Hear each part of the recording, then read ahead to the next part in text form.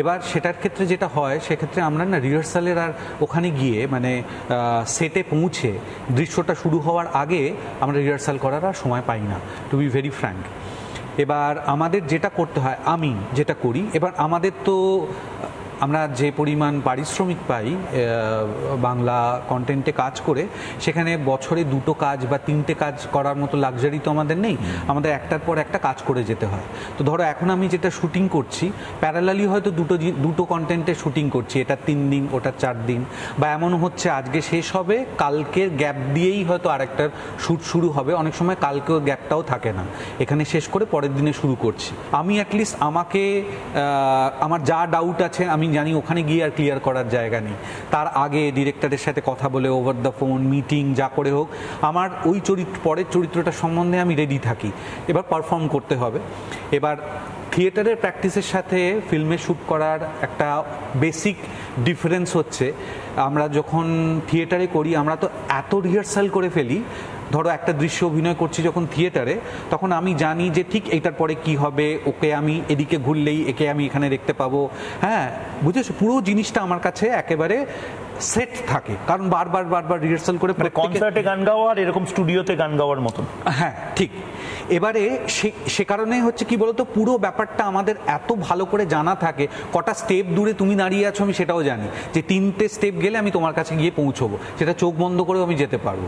কিন্তু ফিল্মে যেহেতু ওই প্রস্তুতিটা থাকে না, আমি দুটোর প্রস্তুতির ক্ষেত্রে একটা আলাদা করে নিই, সেটা হচ্ছে কি আমি না একটা নিজেকে প্রস্তুত করি, সেটা হচ্ছে একটা হাফ বেকড মতো, মানে তুমি জানো তো যে ফিশ ফ্রাই গুলো দেওয়া হয় সেগুলো একবার ভাজা থাকে, তারপরে আরেকবার ভেজে জাস্ট পরিবেশন করা হয়, আমি ওইটা করে রাখি আর কি, যেখানে আমি খুব প্রিপেয়ার্ড না, কারণ প্রচণ্ড প্রিপেয়ার্ড থাকলে একটা মেকানিক্যাল কিছু হওয়ার একটা সম্ভাবনা থাকে, স্পন্টেনিয়াস যে ব্যাপারটা সেটা চলে যায়। সেটা ফিল্মের ক্ষেত্রে সোজা, কারণ আমি যেহেতু রিহার্স করছি না, হ্যাঁ আমার ওই 3 পা 4 পাগুলো আর গোনা নেই এখন। নাটকের ক্ষেত্রে যেটা করি আমি, সেটা হচ্ছে সেখানে একটা প্রসেস আছে। এবার দেখো আমি তো ট্রেন্ড অভিনেতা না, এগুলো আমি করে করে শিখেছি আমার রাস্তায়।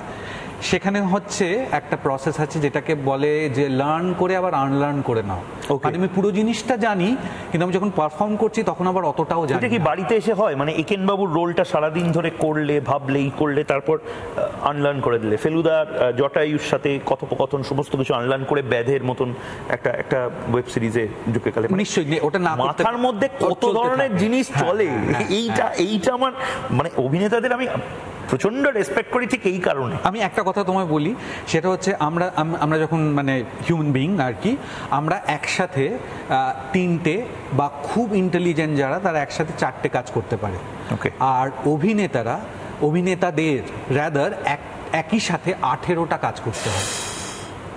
18টা কাজ মানে তোমায় সাইমেলটেনিয়াসলি মানে করে যেতে হবে। আর মজা হচ্ছে ওই যে একটা কথা যেটা শোনা যায় যে উনি চরিত্রের ভেতর একদম ঢুকে গেছেন, ওটা একটা মিথ এবং বাজে কথা, কারণ সেটা ঢুকে গেলে অভিনয় করা সম্ভব হবে না। আমাকে ধরো আমি যখন একেনবাবু প্লে করছি বা অন্য কোনো চরিত্র অন স্টেজ অলসো যখন আমি প্লে করছি, তখন আমার একটা খুব থিন লাইন মেনটেন করতে হয়। আমার যখন তুমি যখন দর্শক হিসেবে আমায় দেখে মনে হচ্ছে উনি একেবারে বিলীন হয়ে গেছেন চরিত্রে, তখনও কিন্তু আমি খুব সচেতনভাবে অনির্বাণ চক্রবর্তীও আছি, না হলে আমার পক্ষে করা সম্ভব না। এই যে আমি 18টার কথা বলছি, ধর একই সাথে আমাকে আমার লাইন মনে রাখতে হবে যে কি সেন্টেন্স বলবো, আমার কো অ্যাক্টরের কিউ আমাকে মনে রাখতে হবে, আমাকে মিউজিকের কিউ মনে রাখতে হবে, কোন জায়গায় গেলে আমি ঠিক দাঁড়ালে ওই লাইটটা এসে পড়বে, এরকম 18টা জিনিস আছে। পুরো জিনিসটা 15 দিনের মধ্যে গুটিয়ে যাবে। এটা বলতে থিয়েটারের কথা বলছি। হ্যাঁ, এটা আমি থিয়েটারের কথা বলছি না, ফিল্মেও এই জিনিসটা করতে হয়। আমি যখন প্রচন্ড ইমোশনাল, তখনও আমি মুখটা কাঁদতে কাঁদতে কতটা তুলে ফেললে আমাকে বাজে দেখাবে, আমার নস্ট্রিলের ভেতর পর্যন্ত দেখা যাবে, সেটা খেয়াল রাখতে হয়, বুঝেছো? চোখের জলটা ধরো তুমি চাইছো ঠিক কোন মোমেন্টে ড্রপটা যদি পড়ে তাহলে ভালো দেখাবে, আগে না পড়ে যায়, পরে না পড়ে যায়, বুঝেছো? পজটা আমি ঠিক কোন জায়গায় নিলে সেটা সবচেয়ে বেশি এফেক্টিভ হবে। এবার এটা আমার কাছে কিন্তু আমাদের বাংলায় অভিনয় করতে গিয়ে আমার কিন্তু 4-5 বার ভুল করবার অবকাশ নেই, হ্যাঁ, আমাকে একবারে সবচেয়ে এফেক্টিভ যেটা সেটা করতে হবে আইডিয়ালি। এখন তো ওই ক্যান নষ্ট হওয়ার কোনো ব্যাপার নেই, মানে যত ইচ্ছা রিটেক দেওয়া যায়, সময় নেই। তোমাকে আগে একদিন ক্যান extra ছিল, দেবে না সময় তো। আগে ক্যানের ব্যাপার ছিল, কিন্তু সময়টাও ছিল। এখন ক্যানের ব্যাপারটা না থাকতে পারে, কিন্তু সময়টা এবং সময়টা বন্ধ করা যায় না। এবং ঠিক সেই জায়গা থেকেই মানে এখানেও যেহেতু মানে পুজো আমাদের হঠাৎ করে দেখা হয়ে যাও। আমি আজকে অ্যাকচুয়ালি কিন্তু মানে আমি আমার প্রডিউসাররা যখন জিজ্ঞেস করেছিল কীরমভাবে এগোবে, আমি বলেছিলাম আমি জানি না। তার কারণ যে দুজনের সাথে আমি বসেছি, আমি ধরে নিলাম তাদের সাথে কলকাতা বিমানবন্দর বা হঠাৎ করে একটা ফ্লাইট ডিলে হয়ে গেছে, বাগডোগরা বিমানবন্দরে বসে হঠাৎ করে ফেলুদা এবং জটায়ুর সাথে আড্ডা মারলাম। কারণ তোমরা এতটাই ইন্টারেস্টিং চরিত্র, এবং এটা কিন্তু আমি সিরিয়াস পার্সোনালি বলছি যে দুজনেরই মানে মানে যে লড়াইটা এবং দুজনেরই যে ইমপ্রেশনটা এখন বাঙালিদের মধ্যে, আমরা মানে জুবিনদার মারা যাওয়ার পরে দেখলাম তো মানে আমাদের না, আমরা সত্যিই তোমাদেরকে খুব আঁকড়ে ধরে রাখতে চাই। কারণ বাঙালিরা না অ্যাকচুয়ালি নিজেদের আইকনকে সেলিব্রেট করা এই ভুলে যাচ্ছে টোটাল। আই এম সরি, এটা নিয়ে আমি আজকে জবাব চাই বাংলা ডিবেট করছি না।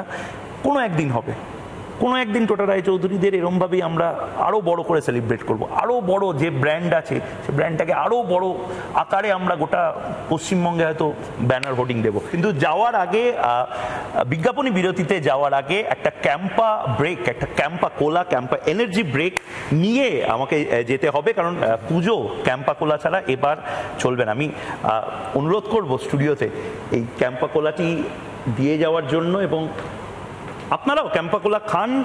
বিরক্তিতে যাওয়ার আগে আমিও একটু এনার্জি নিয়ে নিই, এবং অবশ্যই চোখ থাকুক রিপাবলিক বাংলায়। রিপাবলিক বাংলা পুজোর আড্ডা হোক। যাদের ছাড়া রিপাবলিক বাংলার এই আড্ডা সম্ভবই হতো না, তাদের প্রত্যেককে জানাই অনেক অনেক ধন্যবাদ।